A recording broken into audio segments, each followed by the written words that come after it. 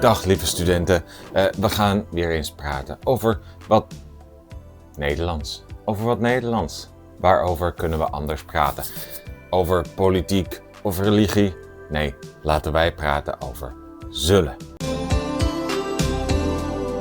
Zullen is een hulpwerkwoord en is misschien het moeilijkste hulpwerkwoord. Moeilijker dan de andere hulpwerkwoorden. De andere hulpwerkwoorden moeten, gaan, willen, kunnen, mogen en zullen kunnen wij voor een paar dingen gebruiken. Namelijk 3 dingen. Je kan zullen gebruiken voor een belofte, wanneer jij iets belooft. Wanneer jij zegt dat jij iets gaat doen. Je kunt het ook gebruiken voor een voorstel. Dat is meestal een vraag. Of wanneer jij een voorspelling doet. Wat dit allemaal is, dat gaan we vandaag bekijken. En we beginnen met een belofte. We beginnen met een voorstel. Ik ken mijn eigen PowerPoint niet zo goed. Een voorstel is meestal een vraag. En dit ken jij wel van, hey, zullen wij naar het park gaan? Het kan ook een open vraag zijn. Wanneer zullen we gaan eten? Dat is geen ja-nee vraag. Dat is een open vraag. En wat zullen we morgen gaan doen? En je ziet elke keer dat het hulpwerkwoord zullen aan het begin komt en het hoofdwerkwoord, het tweede werkwoord, aan het einde. Nu, als jij antwoord geeft, gebruik jij geen zullen. Zullen we naar het park gaan?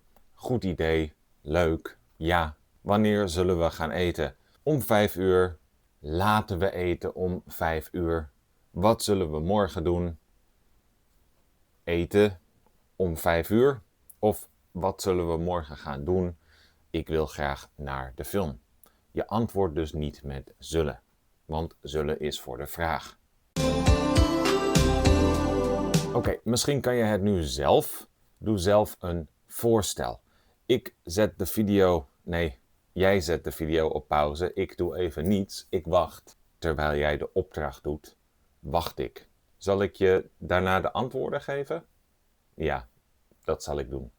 En ik tel tot 3, 2, 1. Je stelt voor iemand te helpen. Hey, zal ik je helpen? Je stelt voor samen naar het strand te gaan. Hey, zullen wij samen naar het strand gaan? Je stelt voor iemand te bellen. Zal ik jou bellen? Je stelt voor samen voetbal te spelen. Hey, zullen we voetballen? Of zullen we samen voetballen? Je stelt voor samen koffie te drinken. Zullen we koffie drinken? Ja of nee? En je stelt voor de boodschappen te dragen. Zal ik de boodschappen dragen? Zal ik de boodschappen voor je dragen? Oké, dat zijn allemaal voorstellen. Ja, je kunt natuurlijk ook jezelf voorstellen. Dan zeg je, hallo, ik ben Martijn. Ik ben docent en ik probeer YouTube te doen. Maar dat is jezelf voorstellen.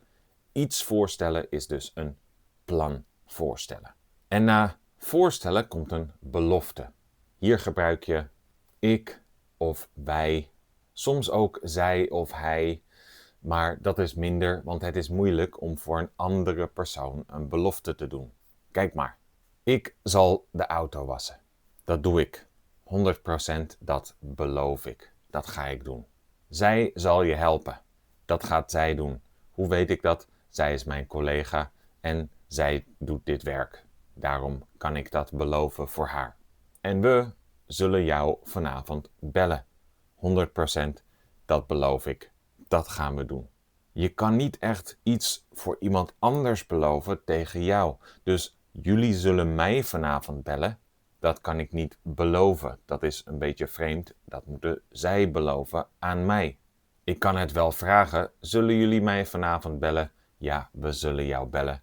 Maar zo kan ik bijvoorbeeld ook niet zeggen, zij zal je helpen als ik haar niet ken. Dan kan ik dat natuurlijk niet voor haar beloven. En dan weer een oefening en ik tel weer even tot 3, 2, 1 en de antwoorden zijn: ik zal je helpen, we zullen je bellen, ik zal jou een lift geven. En een lift geven is niet een ascenseur, een elevator, een ding, geven alsjeblieft. Nee, een lift geven is als jij bijvoorbeeld in de auto rijdt en zegt: kom, ik breng jou naar het station, ik geef jou een lift. We zullen jou uitnodigen, ik zal jou een cadeautje geven en ik zal jou aan mijn moeder voorstellen. En dat is dus voorstellen van: hoi, ik ben welkom in mijn huis. Nu, de laatste manier waarop wij zullen normaal gebruiken is voor een voorspelling. En een voorspelling is denken over iets in de toekomst. Dus ik denk dat het morgen gaat regenen, maar ik weet het niet zeker. Dan zeg ik misschien: het gaat morgen vast regenen. En vast betekent waarschijnlijk 80%, 80% zeker. Wij gebruiken vaak deze woorden van waarschijnlijkheid als vast, wel, waarschijnlijk, misschien, mogelijk, wellicht. Wellicht betekent ook misschien. Wanneer wij een voorspelling doen, want wij weten het nooit helemaal zeker. Hij zal waarschijnlijk naar het feestje gaan. Ja, dat denk ik. Maar zeker weten doe ik het niet. En ik geef vandaag les aan mijn studenten. Wij studeren 3 uur non-stop Nederlands. Dus zij zullen vanavond misschien moe zijn, denk ik.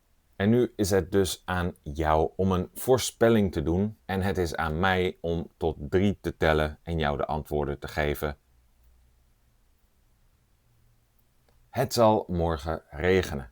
Het zal morgen misschien regenen. Het zal morgen waarschijnlijk regenen.